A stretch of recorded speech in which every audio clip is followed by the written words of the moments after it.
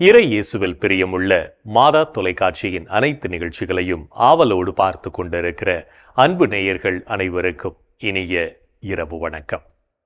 இந்த நாள் உங்களுக்கு ஒரு இனிய நாளாக அமைந்திருக்கும் என்று நினைக்கிறேன். இன்றும் ஒரு அருமையான சிந்தனையைத்தான் நான் உங்களோடு பகிர்ந்து கொள்ள ஆசைப்படுகிறேன். கடவுளால் படைக்கப்பட்ட நாம் ஒவ்வொருவரும் மற்றவர்களுக்கு உதவி செய்து வாழ வேண்டும் என்றுதான் கடவுள் விரும்புகிறார். சில சமயங்களில் கடவுளின் விருப்பத்தை நிறைவேற்றி அவருக்கு உகந்தவர்களாக வாழ்கிறோம். ஆனால் பல சமயங்களில் நமது விருப்பத்தை மட்டும் நிறைவேற்றும் சுயநலவாதிகளாக வாழ்ந்து கொண்டிருக்கிறோம் என்பதுதான் உண்மை. நாம் அனைவருமே எதை நோக்கி பயணித்துக் கொண்டிருக்கிறோம் என்று தெரியாமலே அவசரமாக ஓடிக்கொண்டிருக்கிறோம். இறுதியில் நாம் சாதித்தது ஒன்றுமில்லை என்பதுதான் உண்மையாக இருக்கிறது. நாம் தினமும் சந்திக்கும் மனிதர்களிடத்தில் அன்பாக நடந்து கொண்டு அவர்களின் வாழ்வில் ஒளியை ஏற்றும் நபர்களாக வாழ்ந்திருக்கிறோமா என்று யோசித்து பார்க்கவே இன்றைய நிகழ்வு நம்மை அன்போடு அழைக்கிறது. ஒவ்வொரு நாளும் மற்றவர்களின் வாழ்வில் ஒளியேற்ற நமக்கு எத்தனையோ வாய்ப்புகள் கொடுக்கப்படுகின்றன. அந்த வாய்ப்புகளை நம்மில் எத்தனை பேர் பயன்படுத்திக் கொள்கிறோம், எத்தனை பேர் தட்டி கழிக்கிறோம் என்ற கேள்வியை நமக்குள்ளே கேட்டு பார்ப்போம். நம்மில் பலர் மற்றவர்களுக்கு உதவி செய்வதை விட உபத்திரவம் கொடுப்பவர்களாகத்தான் வாழ்ந்து கொண்டிருக்கிறோம். மற்றவர்களுக்கு உதவும் நல்ல குணத்தை நமது வாழ்வாக்கும் போதுதான் நாம் நன்மையின் உருவங்களாக மாறுகிறோம் என்பதை புரிந்து கொள்வோம். மனித வரலாற்றில், பேரரசுகளின் வரலாற்றில் நிலைத்து நிற்பது வீரத்தை காட்டிலும் ஈரம்தான். அதுதான் அதிகம் போற்றப்படுகிறது. பாரி முல்லைக்கு தேர் கொடுத்ததும், பேகன் மயிலுக்கு போர்வை போர்த்தியதும், வாடிய பயிரை கண்டபோது வாடினேன் என்று வள்ளலார் உருகியதும் ஈரத்தின் வெளிப்பாடே. பிறர் நலம் பேணுதல் ஈரம் வற்றாததன் வெளிப்பாடாகும் என்பதை நாம் உணர்ந்தவர்களாய் வாழ வேண்டும். படைப்புகள் எல்லாமே பிறருக்கு உழைக்க வேண்டும் என்ற முறையில்தான் படைக்கப்பட்டிருக்கின்றன.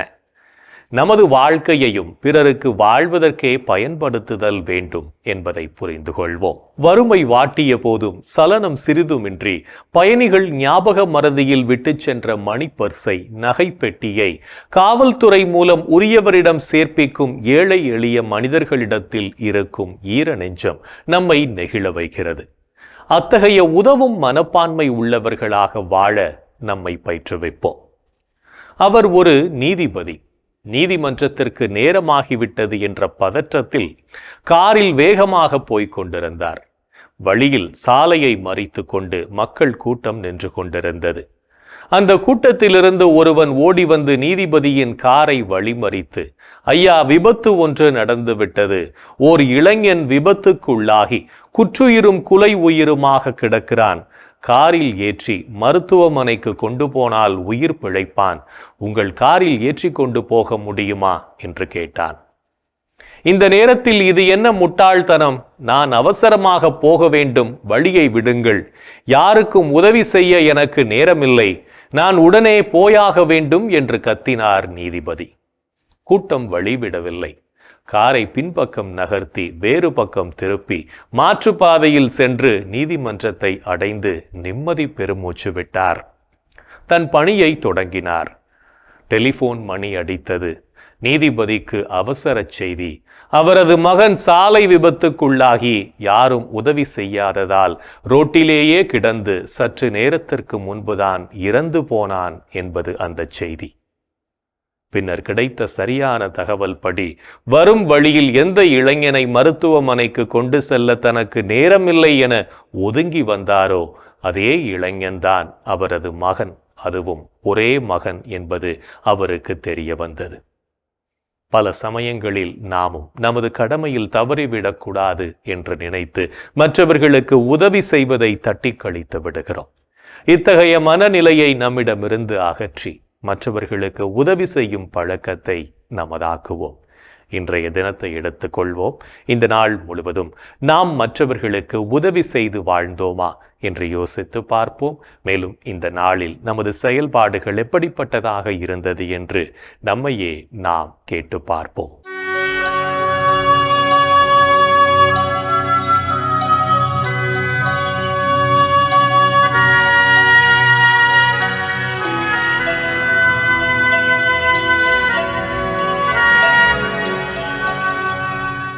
இன்று நீங்கள் அலைபேசிக்கு அடிமையாயிருந்து உங்கள் நேரத்தை விரயமாக்கினீர்களா? நேரத்தை வீணாக்கும் போது கடிகாரத்தை பார். ஓடுவது முள்ளல்ல, உன் வாழ்க்கை. இன்று நீங்கள் உங்கள் கணவருக்கு கீழ்ப்படிந்து நடந்தீர்களா? திருமணமான பெண்களே, ஆண்டவருக்கு பணிந்திருப்பது போல் உங்கள் கணவருக்கு நீங்கள் பணிந்திருங்கள். இன்று நீங்கள் உங்களுக்கு கொடுக்கப்பட்ட கடமையை பொறுப்புடன் செய்தீர்களா? கடமையை செய்தால் வெற்றி, கடமைக்கு செய்தால் தோல்வி. இன்று நீங்கள் மூட நம்பிக்கையை பின்பற்றி நடந்தீர்களா? கடவுள் ஒருவரே, கடவுளுக்கும் மனிதருக்கும் இடையே இணைப்பாளரும் ஒருவரே, அவரே இயேசு கிறிஸ்து என்னும் மனிதர்.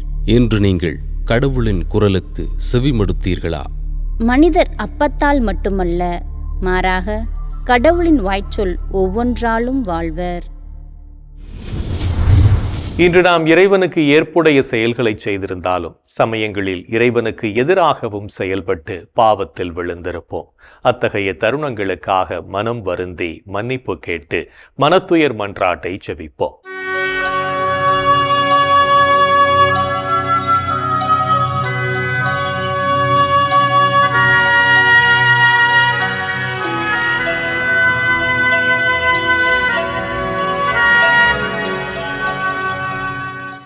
எல்லாம் வல்ல இறைவனிடமும் சகோதர சகோதரிகளே உங்களிடமும் நான் பாவி என ஏற்றுக்கொள்கிறேன்.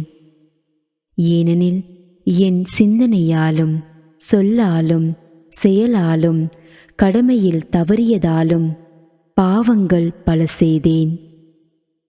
என் பாவமே, என் பாவமே, என் பெரும் பாவமே. ஆகையால் எப்போதும் கன்னியான புனித மரியாவையும் வானதூதர் புனிதர் அனைவரையும் சகோதர சகோதரிகளே உங்களையும் நம் இறைவனாகிய ஆண்டவரிடம் எனக்காக வேண்டிக்கொள்ள மன்றாடுகிறேன். ஆமேன். மனத்துயர் மன்றாட்டை ஜெபித்ததன் வழியாக இறைவனிடமிருந்து மன்னிப்பை பெற்றிருப்போம் என்ற நம்பிக்கையோடு இறை வேண்டலில் இணைவோம்.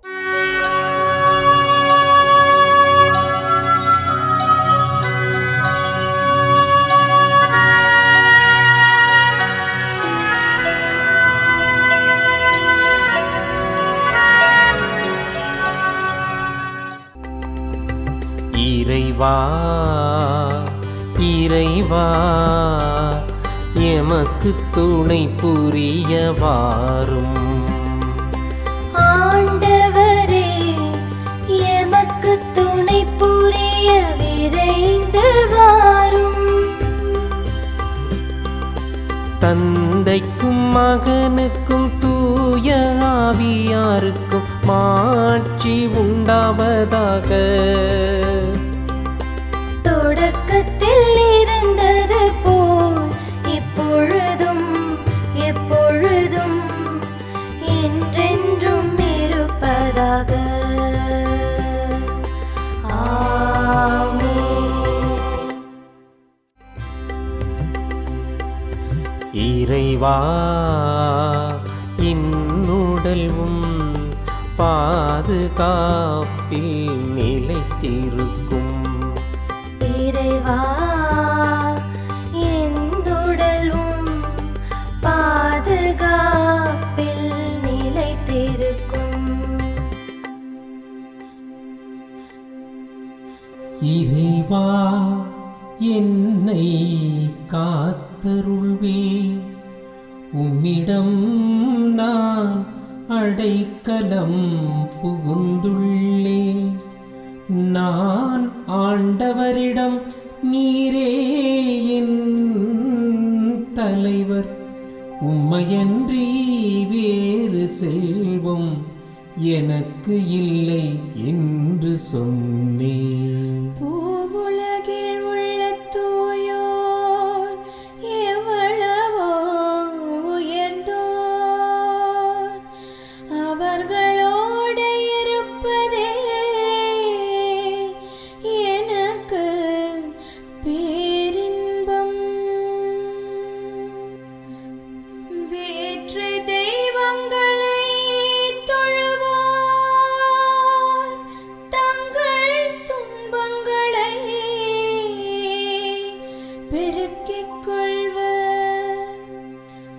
அவற்றுக்கு செலுத்தப்படும் இரத்தப் பலிகளில் நான் கலந்து கொள்ளேன். அவற்றின் பெயரை கூட நாவினால் உச்சரியேன். ஆண்டவர் தாமே என் உரிமை சொத்து, அவரே என் கிண்ணம். எனக்குரிய பங்கை காப்பவரும் அவரே. இனிமையான நிலங்கள் எனக்கு பாகமாக கிடைத்தன. உண்மையாகவே என் உரிமை சொத்து வளமானதே. எனக்கு அறிவுரை வழங்கும் ஆண்டவரை போற்றுகிறேன். இரவில் கூட என் மனச்சான்று என்னை எச்சரிக்கின்றது. ஆண்டவரை எப்போதும் என் கண்முன் வைத்துள்ளேன். அவர் என் வலப்பக்கம் உள்ளார், எனவே நான் அசைவுறேன். என் இதயம் மகிழ்கிறது, என் உள்ளம் அக்களிக்கிறது. என் உடலும் பாதுகாப்பில் இளைப்பாரும். ஏனெனில் என்னை பாதாளத்தில் விட்டுவிட மாட்டீர். அன்பன் நான் படுகுழியை காண விடமாட்டீர். வாழ்வின் வழியை நான் அறியச் செய்வீர். உமது திருமுன் எனக்கு நிறை மகிழ்ச்சி உண்டு. உமது வலப்பக்கத்தில் எப்போதும் பேரின்பம் உண்டு. தந்தைக்கும் மகனுக்கும் தூய ஆவியாருக்கும் மாட்சி உண்டாவதாக. தொடக்கத்தில் இருந்தது போல் இப்பொழுதும் எப்பொழுதும் என்றென்றும் இருப்பதாக. ஆமென். இறைவா, இன்னுடலும் பாதுகாப்பில் நிலைத்திருக்கும். இறைவா, என்னுடலும் பாதுகாப்பில் நிலைத்திருக்கும். இறைவனின் உடனிருப்பு இந்த இரவு பொழுதிலும் நம்மை பாதுகாத்து வழிநடத்தும் என்ற நம்பிக்கையை இறை வேண்டலின் வழியாக பெற்றுக்கொண்ட நாம் இப்போது நாளைய நற்செய்தி வாசகத்திற்கு செவிமடுப்போம்.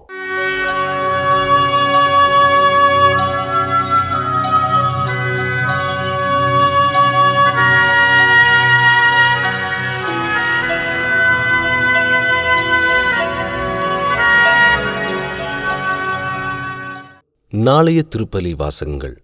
முதல் வாசகம் திருத்துதர் பேதுரு எழுதிய முதல் திருமுகத்திலிருந்து வாசகம். அதிகாரம் 4, இறை வார்த்தைகள் 7 முதல் 13 வரை. பதிலுரை பாடல். திருப்பாடல் அதிகாரம் 96, இறை வார்த்தைகள் 10 முதல் 13 வரை. மார்க்கு எழுதிய தூய நற்செய்தியிலிருந்து வாசகம். அதிகாரம் 11, இறை வார்த்தைகள் 11 முதல் 26 வரை. அக்காலத்தில் இயேசு எருசலேமுக்கு சென்று கோவிலில் நுழைந்தார். அவர் அனைத்தையும் சுற்றி பார்த்துவிட்டு ஏற்கனவே மாலை வேளையாகிவிட்டதால் 12 பெத்தானியாவுக்கு புறப்பட்டு சென்றார். மறுநாள் பெத்தானியாவை விட்டு அவர்கள் திரும்பிய பொழுது இயேசுவுக்கு பசி உண்டாயிற்று. இலையடர்ந்த ஓர் அத்திமரத்தை அவர் தொலைவிலிருந்து கண்டு அதில் ஏதாவது கிடைக்குமா என்று அதன் அருகில் சென்றார். சென்றபோது இலைகளைத் தவிர வேறு எதையும் அவர் காணவில்லை. ஏனெனில் அது அத்திப்பழ காலமன்று. அவர் அதை பார்த்து, இனி உன் கனியை யாரும் என்றுமே உண்ணாதிருக்கட்டும் என்றார். அவருடைய சீடர்கள் இதை கேட்டுக்கொண்டிருந்தார்கள். அவர்கள் எருசலேமுக்கு வந்தார்கள். கோவிலுக்குள் சென்றதும் இயேசு கோவிலில் விற்பவர்களையும் வாங்குபவர்களையும் வெளியே துரத்தத் தொடங்கினார். நாணயம் மாற்றுவோரின் மேசைகளையும் புறா விற்பவர்களின் இருக்கைகளையும் கவிழ்த்துப் போட்டார். கோவில் வழியாக எந்த பொருளையும் எடுத்துச் செல்ல அவர் விடவில்லை. என் இல்லம் மக்களினங்கள் அனைத்திற்கும் உரிய இறைவேண்டலின் வீடு என அழைக்கப்படும் என்று எழுதியுள்ளது என்று அவர்களுக்கு கற்பித்தார். ஆனால் நீங்கள் இதை கள்வர் குகையாக்கிவிட்டீர்கள் என்றார். தலைமை குருக்களும் மறைநூல் அறிஞர்களும் இதை கேட்டு அவரை எப்படி ஒழித்துவிடலாம் என்று வழி தேடினார்கள். எனினும் கூட்டத்தினர் அனைவரும் அவரது போதனையில் ஆழ்ந்து வியந்திருந்ததால் அவர்கள் அவருக்கு அஞ்சினார்கள். மாலை வேளை ஆனதும் இயேசுவும் சீடர்களும் நகரத்திலிருந்து வெளியேறினார்கள். காலையில் அவர்கள் அவ்வழியே சென்றபோது அந்த அத்திமரம் வேரோடு பட்டுப் போயிருக்க கண்டார்கள். அப்போது பேதுரு நடந்ததை நினைவு கூர்ந்து அவரை நோக்கி, ரபி, அதோ நீ சபித்த அத்திமரம் பட்டு போயிற்று என்றார். அதற்கு இயேசு அவர்களை பார்த்து, கடவுள் மீது நம்பிக்கை கொள்ளுங்கள்.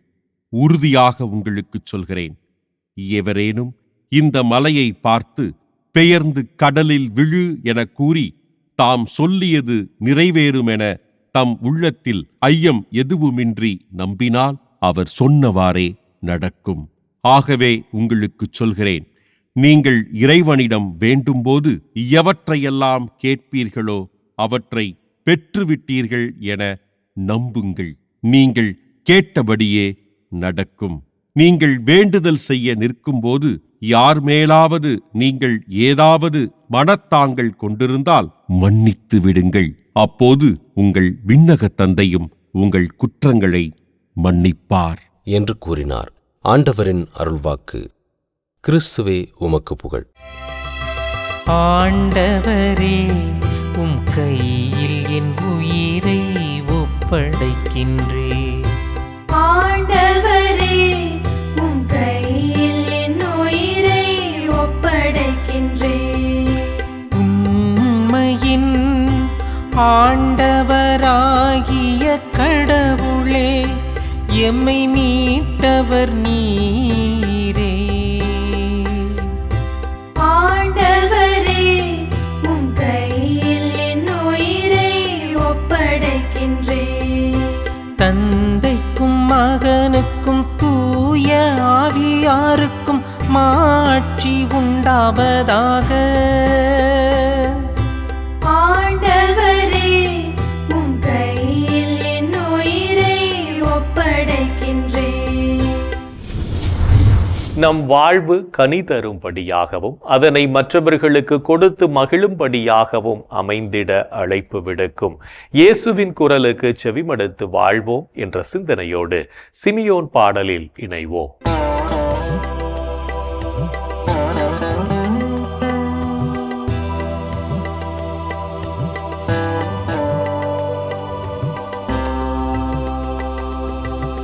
ஆண்டவரே, நாங்கள் விழித்திருக்கும் போது எங்களை காத்தருளும்.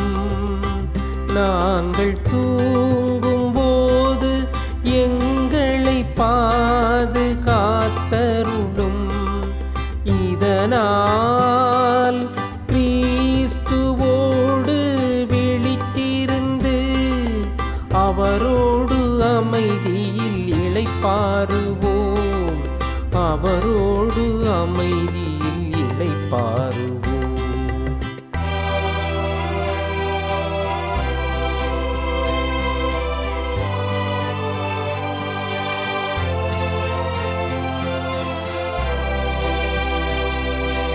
ஆண்டவரே, உமது சொற்படி உமது அடியான் என்னை இப்போது அமைதியுடன் போகச் செய்கிறீர். ஏனெனில் மக்கள் அனைவரும் காணுமாறு நீர் ஏற்பாடு செய்துள்ள உமது மீட்பை என் கண்கள் கண்டு கொண்டன. இனத்தாருக்கு வெளிப்பாடு அருளும் மொழி இதுவேவும் மக்களாகிய இஸ்ராயேலுக்கு பெருமை, இஸ்ராயேலுக்கு பெருமை. தந்தைக்கும் மகனுக்கும் தூய ஆவியாருக்கும் மாட்சி உண்டாவதாக. தொடக்கத்தில் இருந்தது போல் இப்பொழுதும் எப்பொழுதும் என்றென்றும் இருப்பதாக. ஆமென். ஆண்டவரே, நாங்கள் விழித்திருக்கும் போது எங்களை காத்தருளும். நாங்கள் தூங்கும் போது எங்களை பாதுகாத்தருளும். இதனால் கிறிஸ்துவோடு விழித்திருந்து அவரோடு அமைதியில் இளைப்பாறுவோம், அவரோடு அமைதியில் இளைப்பாறுவோம். இறைவன் நம்மை ஒவ்வொரு நொடிப்பொழுதும் அற்புதமாய் வழிநடத்தி கொண்டிருப்பதை சிமியோன் பாடல் வழியாக உணர்ந்து ஜெபித்த நாம் இப்போது நாளைய புனிதரை பற்றி பார்க்கலாம்.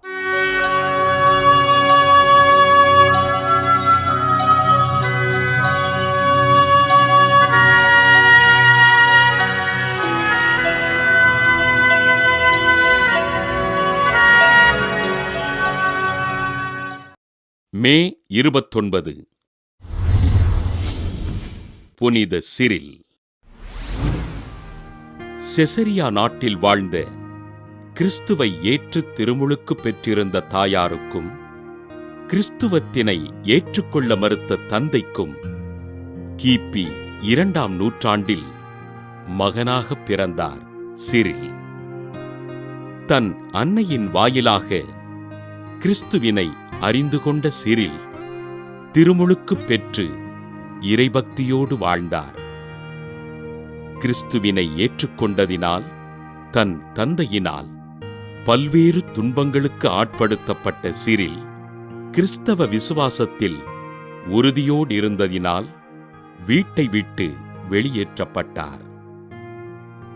கிறிஸ்தவத்தை ஏற்றுக்கொண்டு திருமுழுக்கு பெற்ற சிரிலை செசரியா ஆளுநர் கைது செய்து ஆண்டவர் இயேசுவை மறுதலிக்குமாறு கூற, இதனை உறுதியோடு மறுத்த சிரில், நான் மகிழ்ச்சியுடன் வீட்டை விட்டு வந்துவிட்டேன், ஏனென்றால் எனக்கென சிறந்த பரிசு ஒன்று காத்திருக்கிறது என்றார்.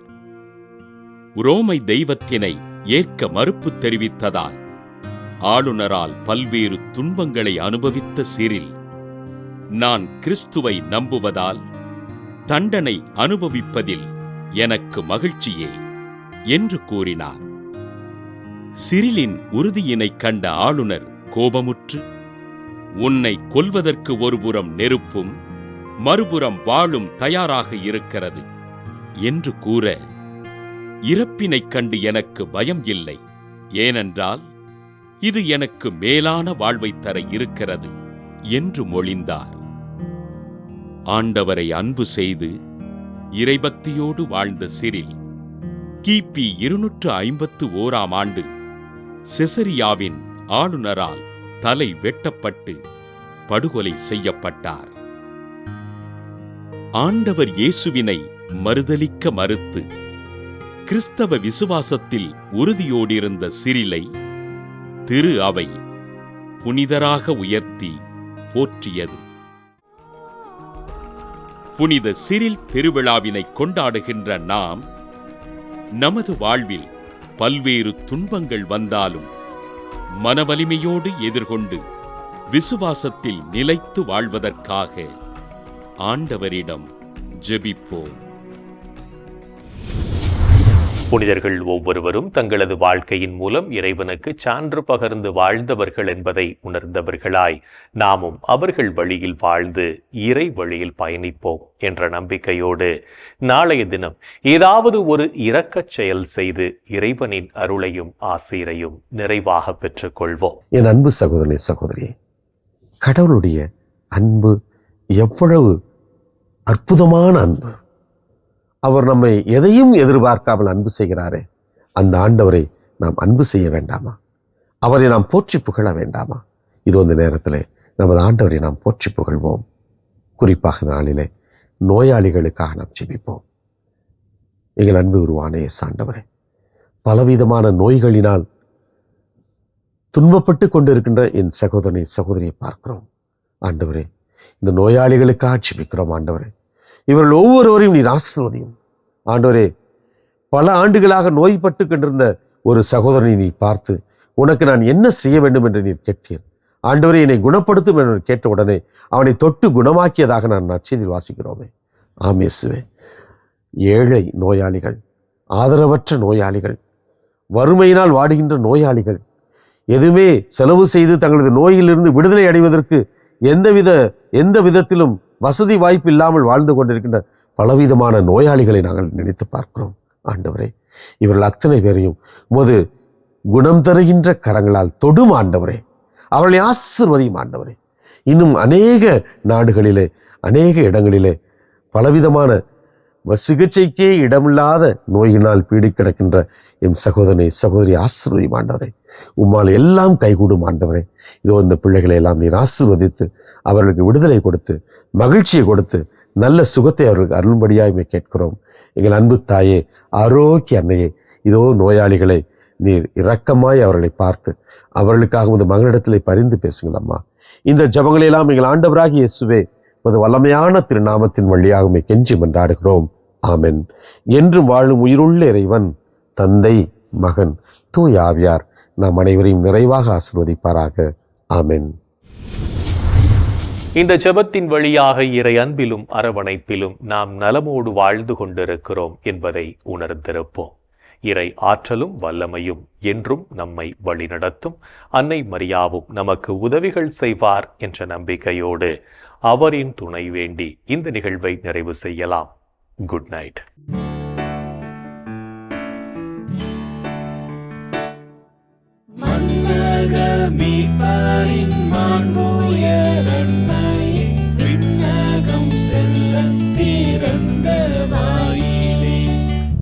கடல் மீது